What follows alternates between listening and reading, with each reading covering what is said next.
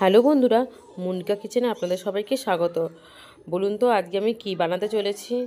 Guess করুন। চলুন আমিই বলে দিচ্ছি। আজকে আমি বানাচ্ছি স্ট্রবেরি জ্যাম, যা মার্কেটের থেকে খুবই ডেলিশিয়াস আর কোনো রকমের কেমিক্যাল ছাড়াই আপনারা এটাকে তৈরি করে নিতে পারবেন। খুবই অল্প সময়ের মধ্যে। দেখুন আমি এটা ব্রেডে লাগিয়ে দেখিয়ে দিচ্ছি। দেখুন কত সুন্দর কালার আর কত সুন্দর খেতেও হবে, অনেক টেস্টি। তো চলুন চটজলদি বানিয়ে নেওয়া যাক। প্রথমে আমি এখানে দুটো স্ট্রবেরি নিয়ে নিচ্ছি, দুটো স্ট্রবেরির বাক্স, যার ওজন হয়েছিল 450 গ্রাম।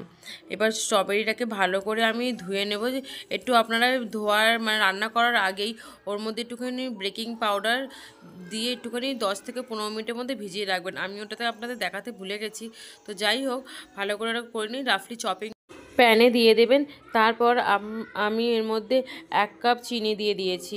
আপনারা চাইলে চিনির জায়গায় ব্রাউন সুগার থাকলে ব্রাউন সুগারও দিতে পারেন, অথবা আপনারা গুড়ও দিতে পারেন। আপনাদের কাছে যেটা অ্যাভেলেবেল থাকবে আপনারা সেটাই দিতে পারেন।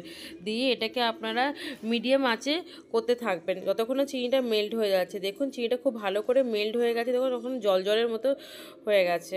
এটা আপনার হাই ফ্লেমে কিন্তু অবশ্যই করবেন না। বারবার বলছি, এটাকে আপনারা মিডিয়াম ফ্লেমেই করবেন। হাই ফ্লেমে করলে কি হবে, তাড়াতাড়ি চিনিটাও মেল্ট হয়ে যাবে, এটা ভালো করে গলবে না।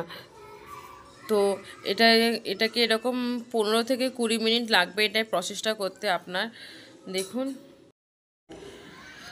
যখন দেখবেন এটা একটু থিক হয়ে এসছে, তখন এর মধ্যে একটুখানি পাতিলেবুর রস দিয়ে দেব। আমি এখানে হাফ পাতিলেবুর রস ইউজ করেছি। পাতিলেবুর রসটা দিলে কি হবে, এর কালারটা খুব ভালো ব্রাইটনেস দেবে, মানে শাইনিং হবে। তো দেখুন এটা আমি আরও একটুখানি করে মেরে নেব জলটা। যতক্ষণ ভিডিওটা দেখছেন ততক্ষণ একটা লাইক আর একটা কমেন্ট করে দিন প্লিজ, তাতে করে আমার মনোবল বাড়ে। মাঝে মাঝে একটুখানি এটা স্টে করতে থাকবেন,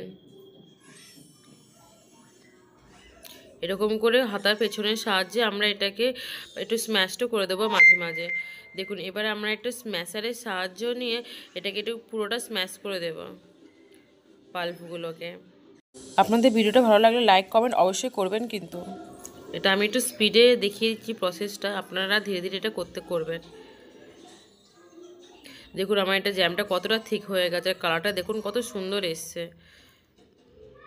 এটা যেমন দেখতেও সুন্দর হয়েছে, এটা খেতেও ততটা সুন্দর। দেখুন চামচের পেছনটা দিয়ে আমি এই করে দেখাচ্ছি, দেখুন কতটা মোটা হয়েছে। এবার এটা যখন ঠান্ডা হয়ে যাবে, এবার এটা আপনার কোনো এয়ারটাইট কন্টেনারে এটাকে রেখে দেবেন।